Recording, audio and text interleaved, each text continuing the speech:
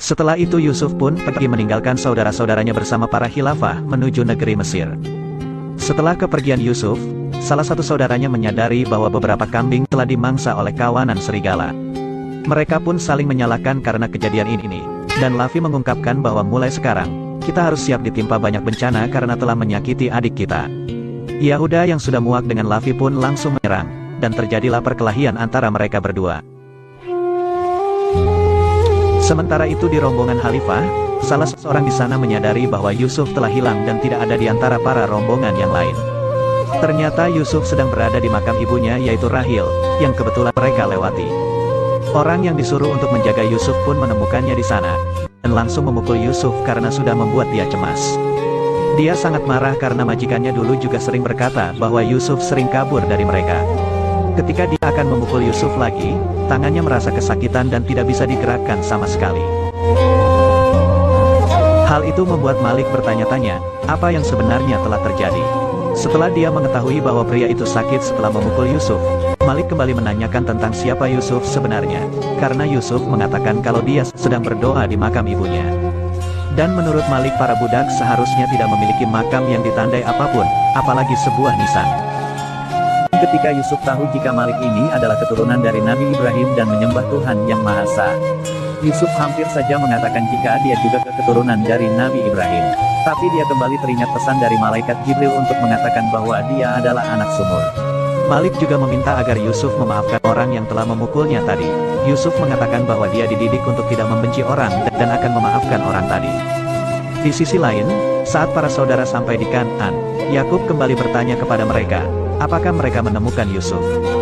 Dan ketika ia menyadari bahwa Yahuda dan Lavi terluka, dia mengatakan bahwa belum apa-apa serigala yang melukai Yusuf kemarin, sudah saling melukai kembali. Kembali pada khilafah yang sedang beristirahat, Malik mengungkapkan banyak hal aneh yang terjadi saat mereka menuju Mesir.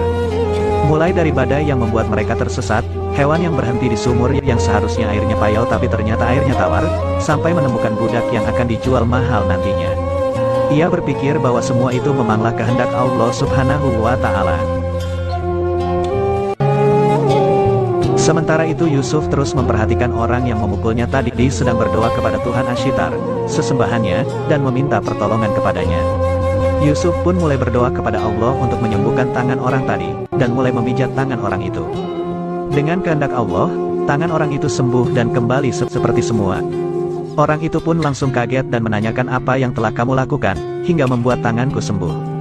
Padahal Malik juga sering memijatnya tapi tidak berpengaruh sama sekali. Salah satu sahabat Malik yang dari tadi memperhatikan itu pun heran dengannya, dan menanyakan apa yang kamu lakukan tadi saat menatap langit. Apakah kamu penyembah bintang? Jawaban Yusuf tentang Tuhannya membuat sahabat Malik itu terkejut dan kagum, karena Yusuf yang masih kecil memilih Tuhan yang lebih hebat daripada Tuhannya, dan orang-orang lain.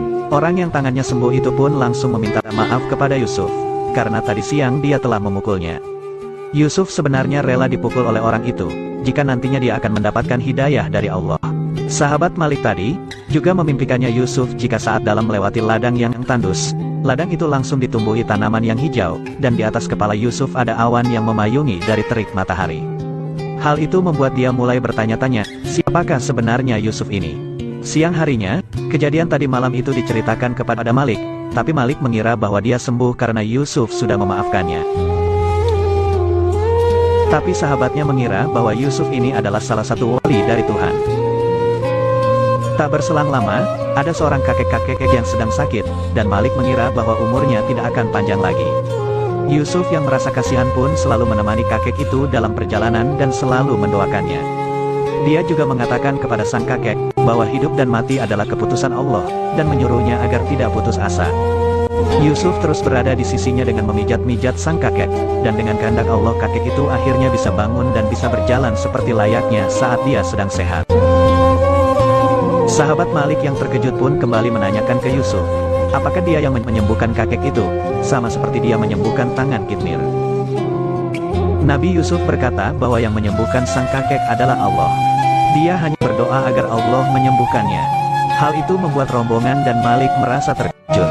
Saat mereka melanjutkan perjalanan, Malik menjelaskan kepada Yusuf tentang negeri Mesir yang maju, dan memiliki pemerintahan yang jelas. Yusuf kembali berdoa kepada Allah dan memasrahkan dirinya di negeri asing yang akan segera Yusuf datangi itu. Singkat cerita, mereka akhirnya tiba di perbatasan negeri Mesir yang dijaga oleh tentara penjaga. Yusuf merasa pakaian mereka sangat aneh. Malik pun menjelaskan, jika penutup kepala itu membuat mereka jadi mirip seperti ular, karena negeri Mesir dikenal sebagai negeri ular. Dan penduduk Mesir percaya bahwa negeri mereka dijaga oleh seekor ular yang besar. Yusuf juga kembali terkejut melihat banyaknya ternak di sana, dan air yang mengalir begitu banyak di sungai. Tapi itu semua hanya dimiliki oleh para dewa dan penguasa Mesir, bukan dimiliki oleh orang-orang biasa. Karena penduduk di sini hanyalah pekerja saja, dan tidak memiliki apa-apa. Belum apa-apa Yusuf sudah menyindir dewa Mesir dengan membandingkan dengan Tuhannya yang menciptakan segala sesuatu, tapi bukan untuk dirinya. Mereka pun juga tertawa mendengar perkataan Malik yang juga mengatakan, bahwa para dewa di sini mempunyai ternak, istri, bahkan anak-anak. Dan ternyata di negeri Mesir orang yang berakidah tauhid adalah tindak kriminal. Malik berpesan kepada Yusuf, jangan sampai dia membicarakan dewa Mesir, apalagi menghinanya.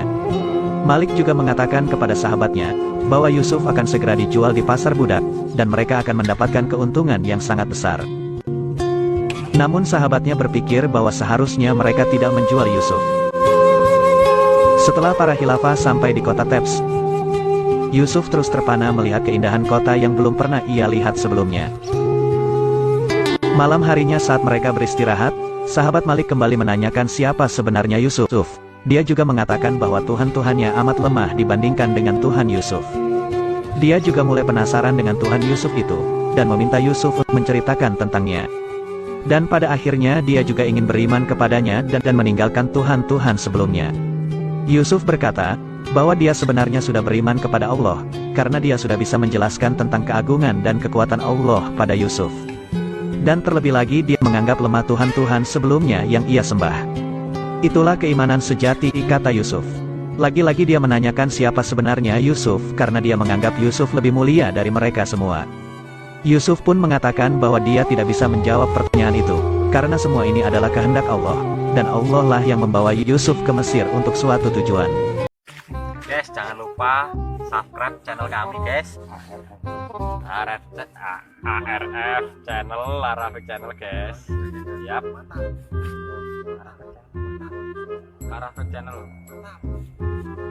Mantap. Oke, kita jalan lagi bos.